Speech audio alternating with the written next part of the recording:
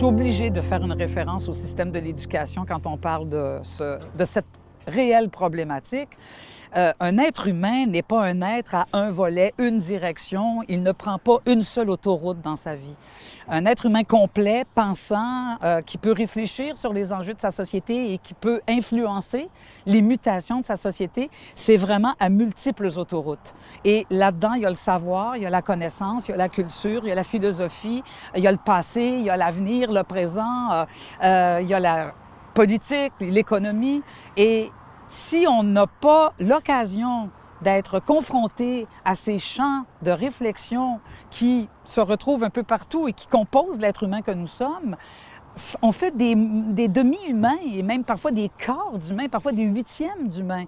Alors, si on continue à malheureusement opérer les coupures que l'on fait en ce moment dans notre système d'éducation ou à ne pas rehausser les exigences dans notre système d'éducation en les ouvrant à d'autres champs comme la culture, j'ai des grandes craintes par rapport à l'homme de l'avenir ou à la femme de l'avenir.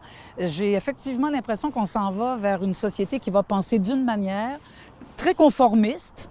Ça ne veut pas dire qu'elle ne sera pas entrepreneuriale et qu'elle n'aura pas des idées pour faire en sorte que l'économie du pays soit meilleure.